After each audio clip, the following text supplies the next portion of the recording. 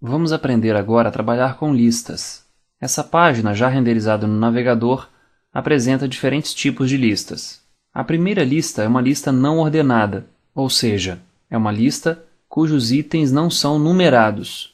Eles possuem apenas um marcador, neste caso, uma bolinha preta.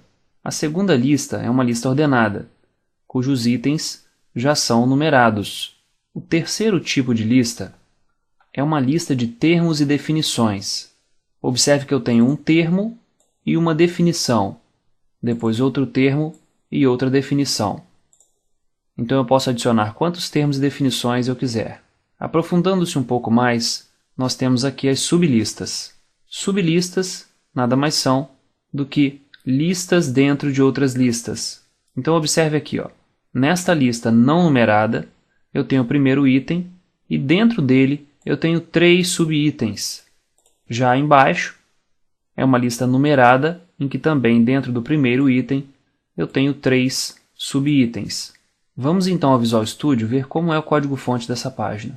O código inicia com um elemento H1, seguido por um elemento H2, que dá um subtítulo. Então eu tenho aqui listas e como um subtítulo, lista não ordenada. Observe então que uma lista não ordenada é criada pela tag UL. Cada item da lista não ordenada é um elemento do tipo LI. Então observe que UL/UL delimita uma lista não ordenada. E cada elemento LI/LI delimita o conteúdo de um item. As listas ordenadas são muito semelhantes às listas não ordenadas. A única coisa que muda é o nome da tag, que em vez de UL é OL. UL vem do inglês Unordered List e OL vem do inglês Ordered List, ou lista ordenada. Como a única diferença é a tag que cria a lista em si, a tag para os itens é a mesma, que é a tag LI. O renderizador do navegador vai numerar automaticamente os elementos LI de acordo com a ordem que aparecem no código. Mais abaixo eu tenho o código da lista de termos e definições. A lista de termos e definições é criada pelo elemento DL, do inglês Definition List. Dentro de uma lista de definições, eu posso ter 2 tipos de tags, DT e DD. DT é utilizada para indicar o termo e DD é utilizada para a descrição do termo. Portanto, eu tenho aqui o termo HTML e aqui a definição desse termo. Aqui eu tenho o termo CSS na tag DT e na tag DD a sua definição. E assim para os outros. Observe que para o último termo, ASP.NET, eu tenho aqui uma definição um pouco maior. Descendo um pouco mais, nós temos aqui as sublistas. Temos as sublistas não numeradas. Observe então que eu tenho aqui um elemento UL e dentro do primeiro elemento LI eu tenho uma outra lista não ordenada. Ou seja, no meu primeiro item eu tenho uma sublista com 3 novos subitens. Depois eu tenho o meu segundo item principal e o meu terceiro item. A única coisa que muda nas sublistas numeradas é que em vez de UL eu uso OL.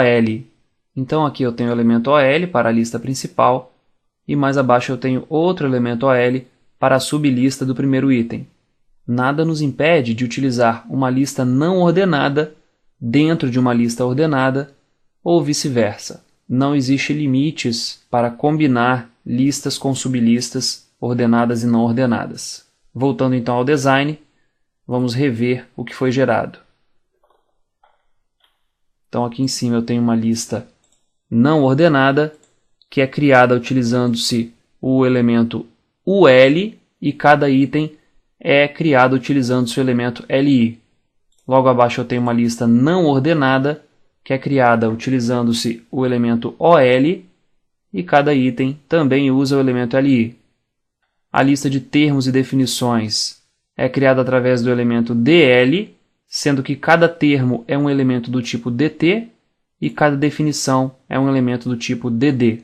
Sublistas podem ser criadas simplesmente adicionando-se uma nova lista dentro de um item, ou seja, um elemento UL ou OL dentro de um elemento LI. Nesse caso aqui nós temos uma sublista não numerada e mais abaixo nós temos uma sublista numerada.